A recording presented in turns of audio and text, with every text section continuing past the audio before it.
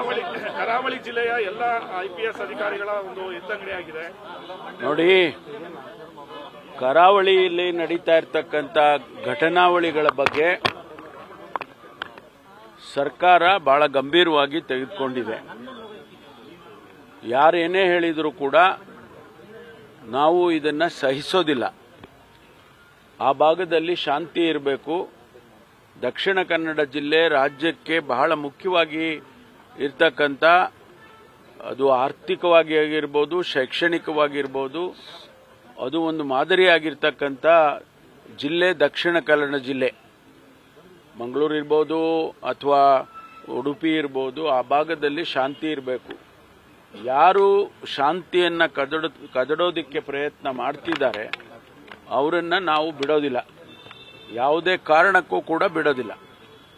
ನಾನು ಕಳೆದ ಬಾರಿ ಹತ್ಯೆಗಳು ಆದಂಥ ಸಂದರ್ಭದಲ್ಲಿ ಮಂಗಳೂರಿಗೆ ಹೋಗಿ ನಾನು ಹೇಳಿದೆ, ಶಾಂತಿ ಕಾಪಾಡಬೇಕು, ನೀವೆಲ್ಲರೂ ಕೂಡ ಬಹಳ ಪ್ರಜ್ಞಾವಂತ ಸಮುದಾಯ, ನೀವೆಲ್ಲ ಜನ ಈ ಭಾಗದಲ್ಲಿ ಇರ್ತಕ್ಕಂಥವ್ರು ಅಂತೇಳಿ. ಆದರೆ ಇದು ನಡೀತಾನೆ ಇದ್ರೆ ಸರ್ಕಾರ ಸಹಿಸೋಕ್ಕಾಗತ್ತಾ? ಇದನ್ನು ನಾವು ಯಾವ ಕಾರಣಕ್ಕೂ ಸಹಿಸೋದಿಲ್ಲ. ಹಾಗಾಗಿ ಇವತ್ತು ಕೆಲವು ಅಧಿಕಾರಿಗಳನ್ನು ಅನಿವಾರ್ಯವಾಗಿ ನಾವು ಅಲ್ಲಿಂದ ಬದಲಾಯಿಸಬೇಕಾದಂಥ ಪರಿಸ್ಥಿತಿ ಬಂತು. ಅದಕ್ಕಾಗಿ ಅಲ್ಲಿನ ಕಮಿಷನರ್ನ ಮತ್ತು ಅಲ್ಲಿ SP ಮತ್ತು ಉಡುಪಿ SP ಕೂಡ ಈಗ ನಾವು ಬದಲಾಯಿಸಿದ್ದೇವೆ.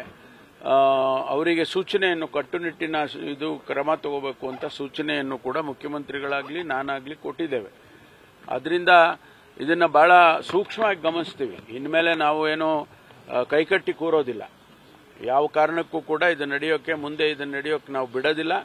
ಅದರಿಂದ ಜನಸಮುದಾಯನೂ ಇದಕ್ಕೆ ಸಹಕಾರವನ್ನು ಕೊಡಬೇಕು ಅಂತೇಳಿ ನಾನು ವಿನಂತಿ ಮಾಡ್ತೇನೆ. ಹಾಗಾಗಿ ನಾವು ಈ ಬದಲಾವಣೆಗಳನ್ನು ಮಾಡಿದ್ದೀವಿ. ಈಗಾಗಲೇ ಕಳೆದ ವಾರ ನಾನು 15 ದಿವಸದ ಕೆಳಗಡೆ ಹೋಗಿ ಮಾಡ್ಕೊಂಡು ಬಂದಿದ್ದೆ. ಅವಾಗಲೂ ಕೂಡ ಕೆಲವರು ಹೇಳಿದ್ರು, ಮುಂದೆ ನೋಡಿ ಇಂಥದ್ದಾಗಬಾರ್ದು ಅದು ಅಂತೇಳಿ. ಅಲ್ಲಿನ ಒಂದು ಸಮುದಾಯದವರು ನಿನ್ನೆ ಬಹಳ ಅಜಿಟೇಟೆಡ್ ಆಗಿ ಮಾತನಾಡಿದ್ದಾರೆ. ಅವರು ಸ್ವಾಭಾವಿಕವಾಗಿ ಮಾತಾಡೋದಕ್ಕೆ ಅಂಥ ಸಂದರ್ಭದಲ್ಲಿ ಮಾತಾಡೋದಕ್ಕೆ ಅವರಿಗೆ ನಾವು ನಿಯಂತ್ರಣ ಮಾಡೋಕ್ಕಾಗೋದಿಲ್ಲ. ಮಾತಾಡಿದ್ದಾರೆ, ಅದೆಲ್ಲ ತೊಂದರೆ ಇಲ್ಲ. ಆದರೆ ಅವರ ಅಭಿಪ್ರಾಯಗಳನ್ನು ಅವರು ಬೇರೆ ರೀತಿಯಲ್ಲಿ ಎಕ್ಸ್ಪ್ರೆಸ್ ಮಾಡಿದ್ದಾರೆ.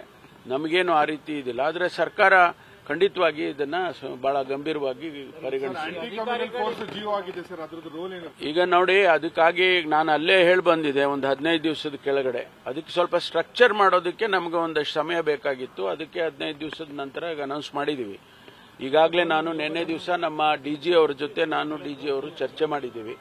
ಅದನ್ನು ಯಾವ ರೀತಿ ನಾವು ಡಿಪ್ಲಾಯ್ ಮಾಡಬೇಕು, ಎಲ್ಲಿ ಅದಕ್ಕೆ ಅವರಿಗೆ ಏನೇನು ಪವರ್ಸ್ ಕೊಡಬೇಕು, ಇದೆಲ್ಲ ಡಿಫೈನ್ ಮಾಡಿ ಅವರಿಗೆ ಕಳಿಸ್ತೇವೆ. ಇವತ್ತಿನಿಂದನೇ ಆ ಕೆಲಸ ಪ್ರಾರಂಭ ಆಗಿದೆ. ಏನು ನಾವು ಅದನ್ನು ಸ್ಟ್ರಕ್ಚರ್ ಮಾಡೋದಕ್ಕೆ ಮಾಡಿ ಅಲ್ಲಿ ನಾವು ಡಿಪ್ಲಾಯ್ ಮಾಡ್ತೀವಿ. ಮಂಗಳೂರಲ್ಲಿ, ಉಡುಪಿಯಲ್ಲಿ, ಶಿವಮೊಗ್ಗದಲ್ಲಿ ಡಿಪ್ಲಾಯ್ ಮಾಡ್ತೀವಿ. ಅವರಿಗೆ ಸೂಚನೆಗಳನ್ನು, ಕಠಿಣವಾದಂಥ ಸೂಚನೆಗಳನ್ನು ಕೊಡ್ತೇವೆ. ಇಲ್ಲ, ಅವರು ಅಲ್ಲಿನ ಜನಸಮುದಾಯ ಆ ರೀತಿ ಅಪೇಕ್ಷೆ ಪಟ್ಟಿತ್ತು. ಇಲ್ಲ, ನಾನು ಲಾಸ್ಟ್ ಟೈಮ್ ಹೋದಾಗಲೂ ಕೂಡ ಅವ್ರು ಹೇಳಿದ್ರು, ಇವ್ರನ್ನ ಬದಲಾಯಿಸಿ ಅಂತ ನನಗೆ ಹೇಳಿದ್ರು. ನಾವು ಅವ್ರು ಹೇಳಿದ ತಕ್ಷಣ ಮಾಡೋದು ಚೆನ್ನಾಗಿ ಕಾಣಿಸಲ್ಲ ಅಂತೇಳಿ ನಾವು ಮಾಡಿರಲಿಲ್ಲ. ಈ ಬಾರಿಯೂ ಕೂಡ ಅದೇ ಒಂದು ಧ್ವನಿಯನ್ನ ಅವರು ಎತ್ತಿದ್ರು. ಅದಕ್ಕಾಗಿ ಮಾಡಿದ್ದೇವೆ. ಪ್ರಚೋದನಕಾರಿ ಭಾಷಣಗಳಿಗೆ ಕಡಿವಾಣ ಹಾಕ್ತೀರಾ? ಹೌದು, ಖಂಡಿತವಾಗಿ. ಈಗ ಏನಾಗುತ್ತೆ, ನಮಗೆ ಈಗಿರುವಂಥ ಕಾನೂನಿನಲ್ಲಿ ಏನು ಅವಕಾಶ ಇದೆ ಆ ಕಾನೂನು ಚೌಕಟ್ಟಲ್ಲಿ ಮಾಡಬೇಕು. ಕೋರ್ಟ್ಗಳಲ್ಲಿ ಅನೇಕ ಸಂದರ್ಭದಲ್ಲಿ ಸ್ಟೇ ಕೊಟ್ಬಿಡ್ತಾರೆ ಅಥವಾ ಸ್ಕ್ವಾಶ್ ಮಾಡ್ತಾರೆ. ಇದೆಲ್ಲ ನೋಡಿಕೊಂಡು ನಾವು ಮಾಡಬೇಕಾಗ್ತದೆ. ಖಂಡಿತವಾಗಿ ಯಾರೇ ದ್ವೇಷದ ಭಾಷಣಗಳು ಅಥವಾ ಅನವಶ್ಯಕವಾದ ಪೋಸ್ಟಿಂಗ್ಗಳು ಈಗ ಈ ಸೋಷಿಯಲ್ ಮೀಡಿಯಾದಲ್ಲಿ ಅದನ್ನೆಲ್ಲ ನಿಯಂತ್ರಣ ಮಾಡ್ತೀವಿ. ಅಲ್ಲ, ಇದನ್ನೇ ನಾವು ಚರ್ಚೆ ಮಾಡಿ ಟ್ರಾನ್ಸ್ಫರ್ಸ್ ಮಾಡೋದಕ್ಕೆ ಚರ್ಚೆ ಮಾಡಿ ಇನ್ನೂ ಬಹಳಷ್ಟು ಟ್ರಾನ್ಸ್ಫರ್ಸ್ಗಳನ್ನು ಮುಂದಿನ ದಿನದಲ್ಲಿ ಮಾಡ್ತೀವಿ. ದಿನೇಶ್ ಗುಂಡೂರಾವ್ ಅವರು ಉಸ್ತುವಾರಿ ಬೇಡ ಅಂತೇಳಿ ನೀವು ಕೂಡ ಅಲ್ಲ, ಅವ್ರು ಮೊದಲಿಂದಾನು ಹೇಳ್ತಾನೆ ಇದ್ದಾರೆ. ಈಗ ಹೊಸದಾಗಿ ಇದಕ್ಕಾಗಿ ಹೇಳಿದ್ದಲ್ಲ, ಮೊದಲಿಂದಾನು ಕೂಡ ದೂರ ಆಗ್ತದೆ. ನಮ್ಗೆ ಯಾರಾದರೂ ಆ ಭಾಗದಲ್ಲಿ ಇರೋರಿಗೆ ಮಾಡಿದರೆ ಒಳ್ಳೇದು ಅಂತ ಹೇಳೋಂಥ ಮಾತು. ಅದನ್ನ ನೋಡೋಣ, ಮುಖ್ಯಮಂತ್ರಿಗಳ ವಿವೇಚನೆಗೆ ಬಿಟ್ಟಿರೋಂಥದ್ದು. ಕರಾವಳಿ ಭಾಗದಲ್ಲಿ ಸರ್ಕಾರ ಸಂಪೂರ್ಣವಾಗಿ ವೈಫಲ್ಯ ಅಂತ ಈಗ ಕುಮಾರಸ್ವಾಮಿ ಟ್ವೀಟ್ ಮಾಡಿದ್ದಾರೆ.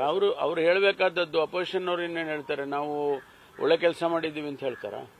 ಅವರು ಬೆಳೆ ಬೇಯಿಸ್ಕೊಳ್ತಿದ್ದಾರೆ ಅಂತ.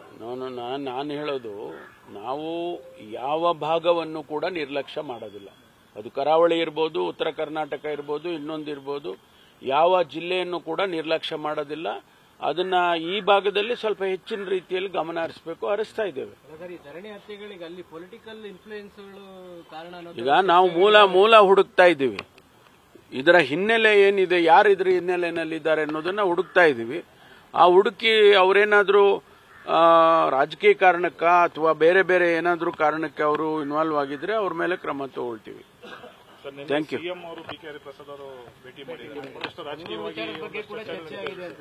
ನೋಡಿ, ಅವರು ಈಗ ಮುಖ್ಯಮಂತ್ರಿಗಳು ಯಾರದಾದ್ರೂ ಒಬ್ಬ ಮುಖಂಡರ ಮನೆಗೆ ಹೋದ್ರೆ ಅದಕ್ಕೆ ಸ್ವಾಭಾವಿಕವಾಗಿ ಕಿವಿ, ಮೂಗು, ಕಣ್ಣು ಎಲ್ಲ ಸೇರಿಸ್ತೀರಾ ನೀವು ಅದರಲ್ಲಿ ಎಕ್ಸ್ಪರ್ಟ್ಸ್ಗಳಿದ್ದೀರಾ ನೀವು. ಅದು ಏನು ಅಂಥದ್ದೇನೂ ಇಲ್ಲ. ಅಷ್ಟು ನನಗೆ ಗೊತ್ತಿರೋ ರೀತಿಯಲ್ಲಿ ಒಂದು ಸೌಜನ್ಯದ ಭೇಟಿ ಅನ್ನೋದು ಹೇಳೋದು ಬಿಟ್ರೆ ಬೇರೆ ಏನು. ನಾನು ಇದ್ದೆ, ಅವ್ರು ಕರೆದಾಗ ನಾನು ಇದ್ದೆ. ಅಲ್ಲಲ್ಲ, ಕೇಳಿ, ನಾನು ಇದ್ದೆ ಅವರು ಕರೆದಾಗ. 15 ದಿವಸದ ಹಿಂದೆ ಮುಖ್ಯಮಂತ್ರಿಗಳನ್ನ ಹರಿಪ್ರಸಾದ್ ಅವರು ಅವ್ರ ಮನೆಯಲ್ಲೇ ನಾವು ಏನೋ ಮಾತಾಡುವಾಗ ನಮ್ಮನೆಗೆ ಒಂದ್ಸಾರಿ ಬನ್ನಿ ಅಂತ ಹೇಳಿ ಕರೆದ್ರು. ತಿಂಡಿಗೆ ಬನ್ನಿ ಅಂತ ಬರ್ತೀನಿ ಅಂದ್ರು ಮುಖ್ಯಮಂತ್ರಿಗಳು. ಅಷ್ಟಾಗಿದೆ ಬಿಟ್ರೆ ನೀವು ಅದಕ್ಕೆಲ್ಲ ನಾನು ಹೇಳಿದಾಗೆ ಎಲ್ಲ ಚೆನ್ನಾಗಿ ನೀವು ಎಕ್ಸ್ಪರ್ಟ್ಸ್ ಇದ್ದೀರಲ್ಲ. ಈಗ ಕಂಪ್ಯೂಟರ್ನಲ್ಲೆಲ್ಲ ಮಾಡ್ತಾರಲ್ಲ, ಹಂಗೆ ಮಾಡ್ತೀರಾ? ಇಲ್ಲ, ನನಗೆ ಗೊತ್ತಿಲ್ಲಪ್ಪ. ನನಗೆ ಗೊತ್ತಿದ್ದನ್ನ ನೀವು ಹೇಳ್ತೇವೆ. ನೋಡಿ, ಅಲ್ಲಿ ಜಮೀರ್ ಅಹಮದ್ ಅವರಿದ್ರು, ಆಮೇಲೆ ನಜೀರ್ ಅಹಮದ್ ಅವರಿದ್ರು. ಅವ್ರು ಇದ್ದವ್ರನ್ನ ಕೇಳಿ ಅಲ್ಲ ಹೇಳ್ತಾರೆ. ನಾವು ಇಲ್ದೇ ಇರೋರನ್ನ ಕೇಳಿದ್ರೆ ಏನ್ ಹೇಳೋದು?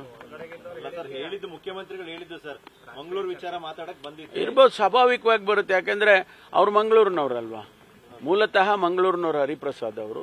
ಏನ್ ಸ್ವಾಮಿ ನಮ್ಮೂರ್ ಕಡೆ ಎಲ್ಲ ಹಿಂಗ ಆಗ್ತಾ ಇದೆ ಅಂತ ಹೇಳಿರ್ಬೋದು, ಇಲ್ಲ ಅಂತ ಹೇಳೋದಿಲ್ಲ.